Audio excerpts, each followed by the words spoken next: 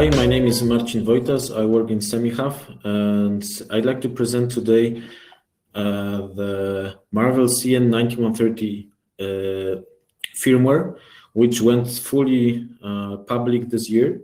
Let's start with the presentation plan. I'd like to show a bit of the platform internals and how it's built.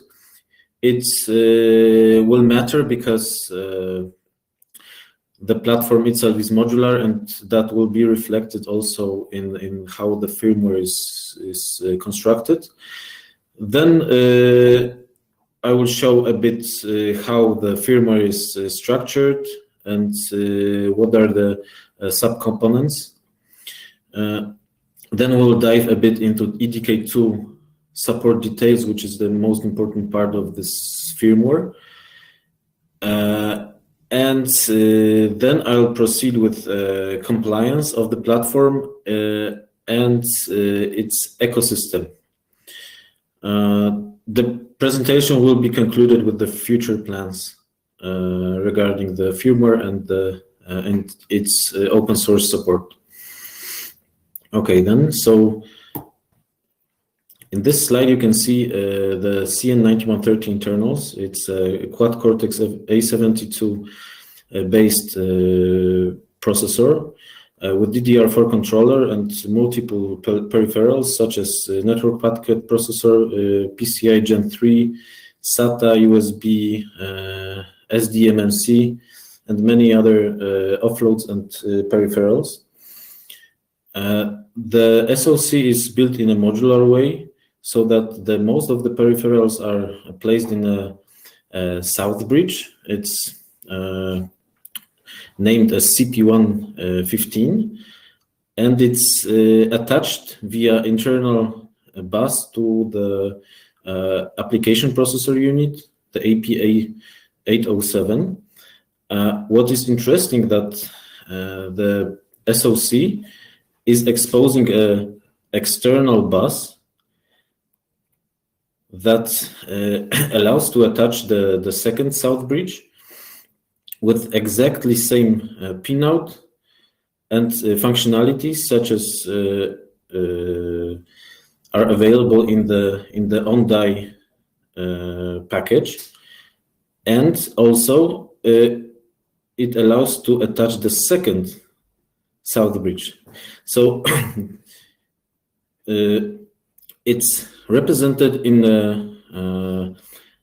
memory mapped I/O registers of the exactly same structure, but based on different offsets in the memory space. So it's very convenient to program it, and allows the vendors to build their products in a very flexible way. The ancestor of the CN930 family were Armada 7K8K SoCs, which were very similar. However, the south bridge interfaces were not attached outside of the package, but were integrated within the single package. So there was an Armada 7040 with single south bridge, and Armada 8040 with dual south bridge. Based on the Armada 8040, the Solidron created a community board, Macchiato Bin, which was very helpful to build some community around it and test and improve the overall firmware on the platform. Let's go to the CN930 firmware structure. A couple of next slides will show how the SoC is booted up and how it is represented and affects the firmware structure. So after power on or reset, the boot ROM, which is burnt into the chip, is executing and checking the boot source and fetching the firmware from the storage that is pointed by the pin settings, for example. Then from it's fetched, the headers are checked, and the first binary blob is executed from the SRAM. It's called BLE, the binary RAM extension. Frankly, I don't know why the abbreviation does not match the full name. However, it is supposed to configure the DRAM before the further binary blobs execution. The source code of this component is fully public on the Marvell GitHub. It's called MVDDR Marvell.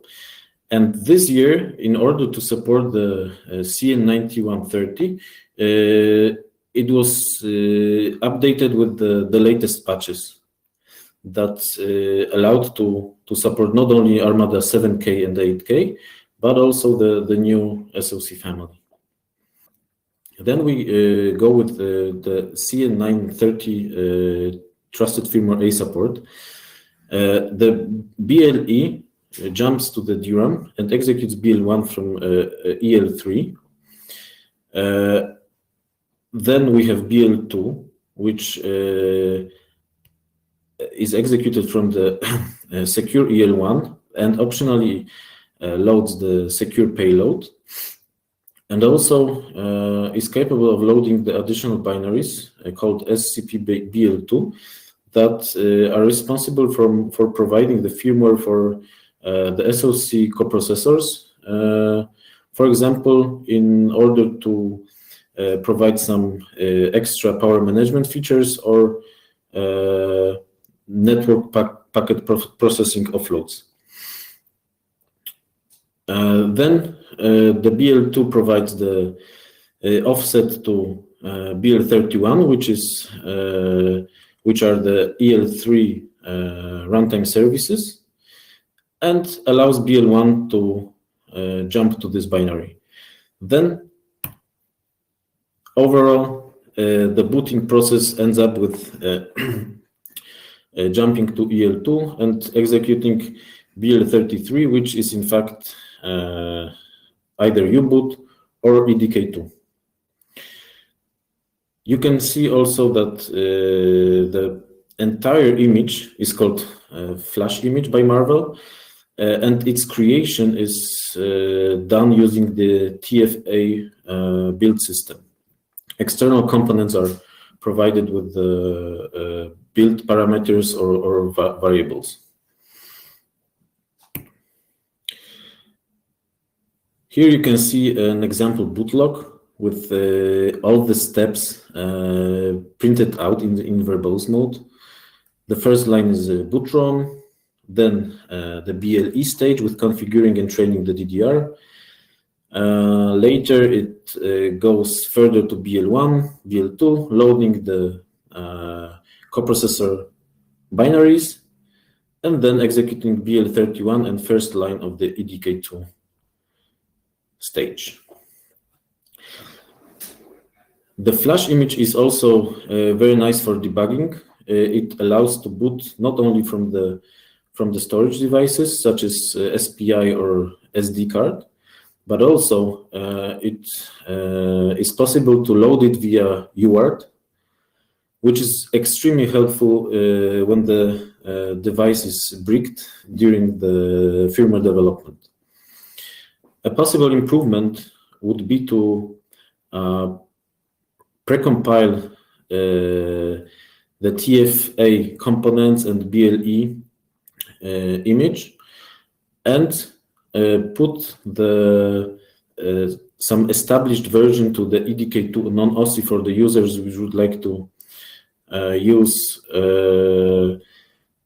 some stable revision, not only built from master on its own, but it's a to-do item for future. Now let's talk about the EDK2 and how it was developed and where it ended. The EDK2 had pretty tough beginnings. The development was kicked off in the beginning of 2016. And the community was rather non-existing around it, around the EDK2 and how the ARM v8 should work with this sort of firmware. There were no mature standards as we have today, and what was worse, there was no good code reference to base on, only ARM Junos. So it was very tough and led to some problematic design choices that had to be untangled later on.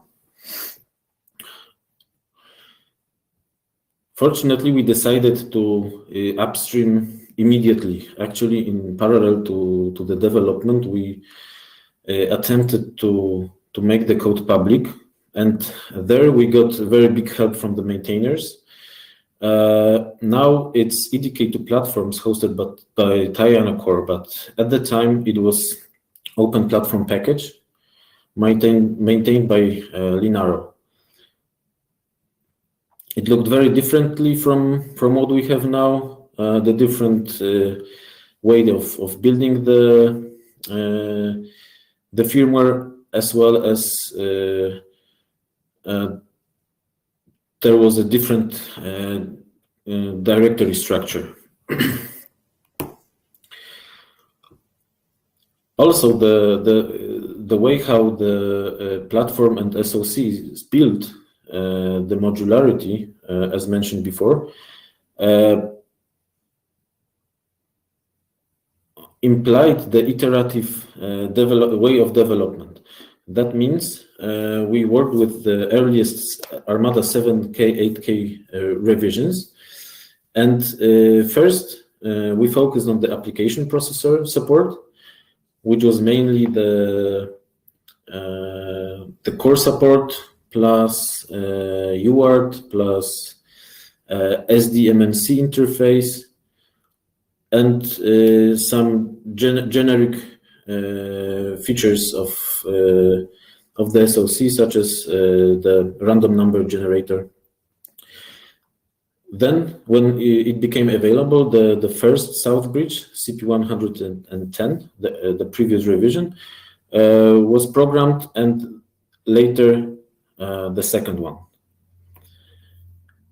And then we sort of hit the wall because our early decisions were not were problematic in terms of how to describe the board, the SoC, so that different variants of it can be supported.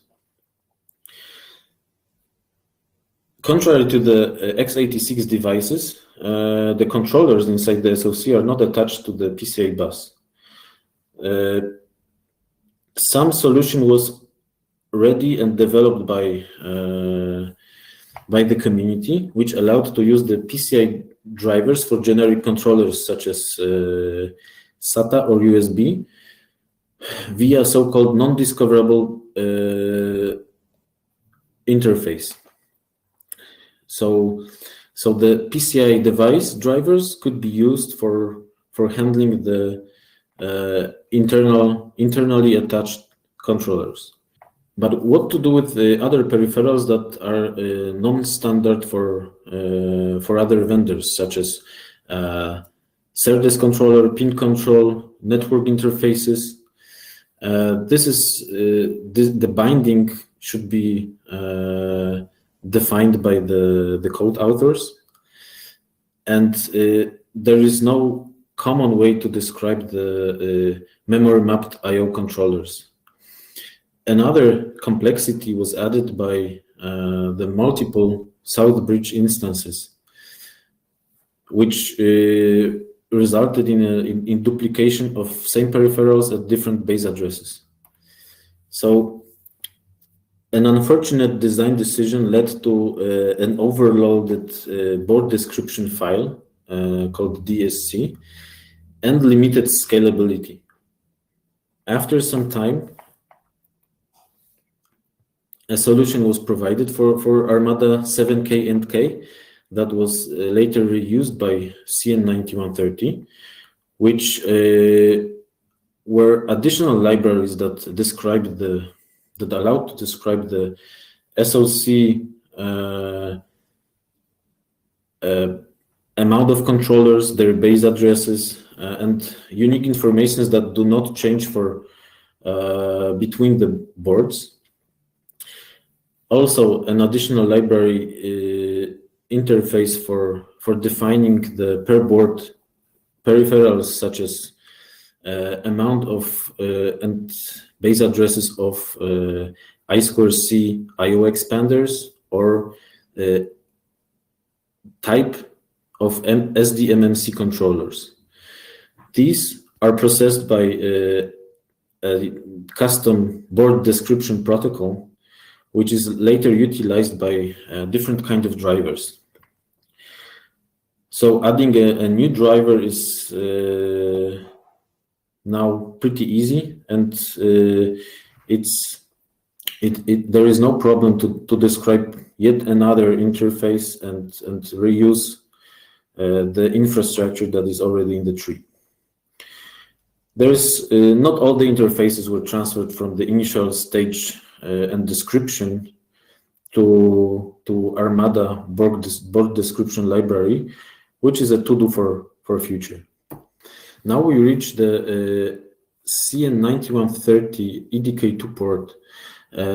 Thanks to the previous work and the board description that was described in previous slides, it was possible to reuse almost all code of EDK2 in the new port. The new SoC silicon and board libraries contain only the ACPI and device tree description.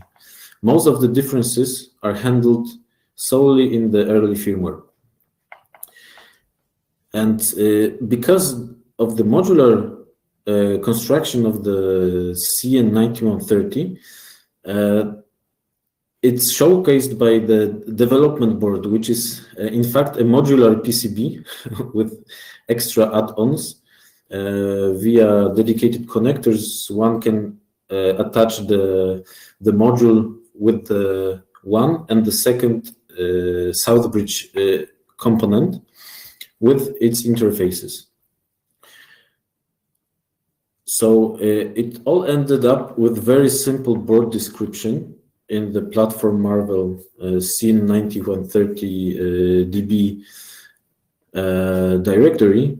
You can see that there are only 5 file includes for the simpler variants of the board, which allowed to avoid the code duplication.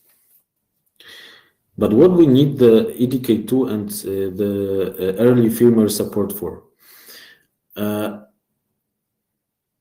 In the past couple of years, there was a huge effort made in order that would allow the ARMv8 based products to be defined and in a standard way.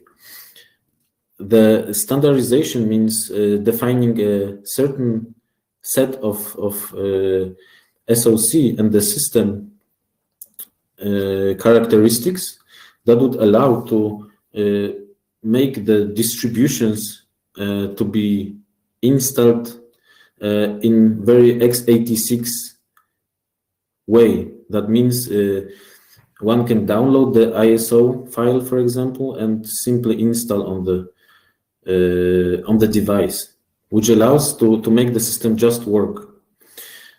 Initially, it was focused on the server-grade devices, and for that purpose, SBSA and SBBR standards were developed.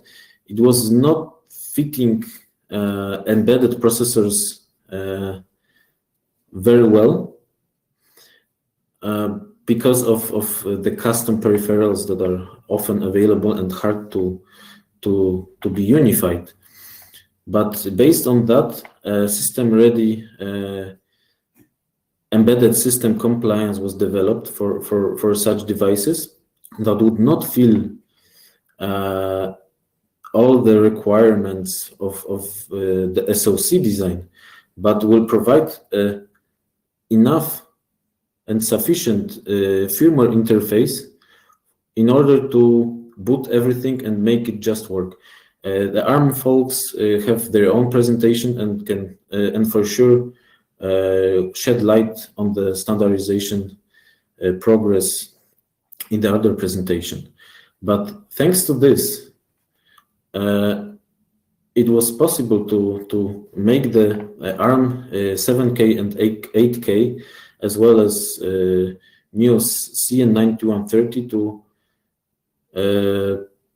to be almost compliant and capable of working with a number of distributions that are already available for ARM v8, such as Fedora, Debian, CentOS, also non-Linux FreeBSD and OpenBSD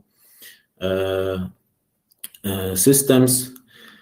And also a nice addition was the latest builds of VMware ESXi ARM Flink that simply installs and works fine on non-modified EDK2 firmware that it was built purely out of the public and open source components. However, its such state requires additional effort. It means constant support for the users and checking the new distributions and sometimes debug. For example, the latest CentOS 8.2 does not comprise the driver for CN913 network interface controller. It's there in the kernel, but not enabled in the config. And such small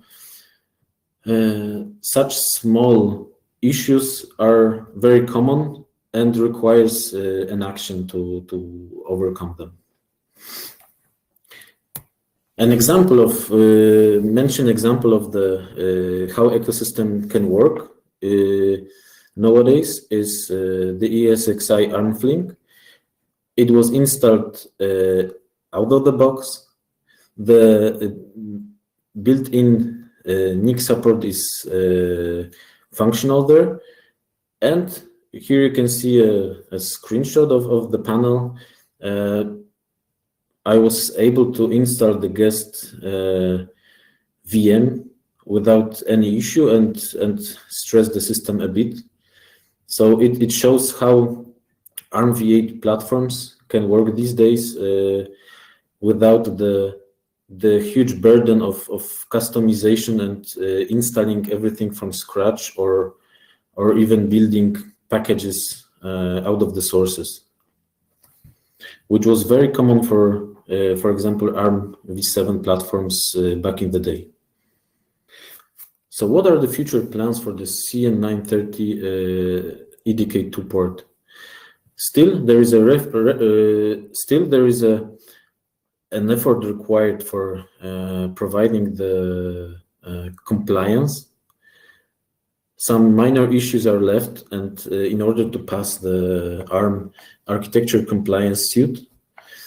Also, what can be improved are the dynamic ACPI tables generation, enabling more than one PCI slot, and other minor fixes and improvements are needed.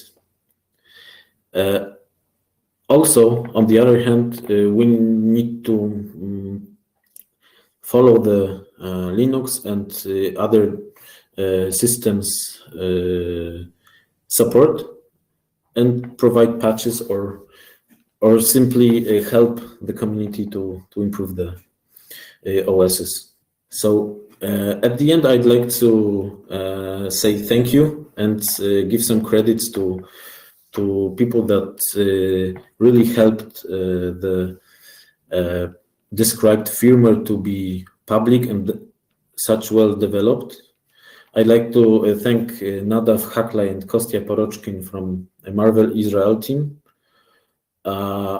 Also, the EDK2 platform maintainers, the Liv Lindholm and Arm Bichuvel, which really helped us